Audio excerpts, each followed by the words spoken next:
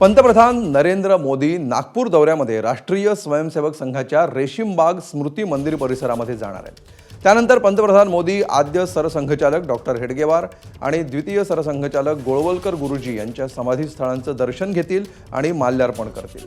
यावेळी सरसंघचालक डॉक्टर मोहन भागवत हे पूर्ण वेळ तिथं असणार आहेत। त्याच दिवशी स्वयंसेवक राहिलेले पंतप्रधान नरेंद्र मोदी यांची राष्ट्रीय स्वयंसेवक संघाच्या हेडगेवार स्मृती मंदिर परिसरामध्ये होत असलेली ही भेट अत्यंत महत्त्वाची मानली जाते।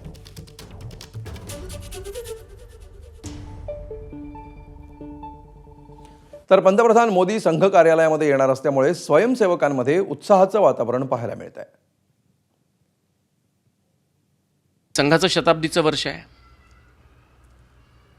आणि कदाचित आपल्याला कल्पना असेलही, संघाचे आद्य सरसंघचालक परमपूजनीय डॉक्टर केशव बहिरामपंत हेडगेवार यांचा वर्षप्रतिपदा हा जन्मदिवस पण आहे। त्या दिवशी एक आद्य सरसंघचालक प्रणामाचा कार्यक्रम मुख्यालयात म्हणजे रेशीमबागेत दरवर्षी असतो आणि त्यामुळे अशा दिवशी, अशा वर्षात देशाच्या सर्वोच्च नेतृत्वाचं रेशीमबागेत येणं हा निश्चितपणे सगळ्यांसाठीच, म्हणजे सगळ्या स्वयंसेवकांसाठी, एकूणच संघजीवनासाठी एक अतिशय आनंदाचा क्षण निश्चितपणे आहे। दरम्यान विजय वडेट्टीवारांनी पंतप्रधान मोदींच्या दौऱ्यावरून टीका केली आहे।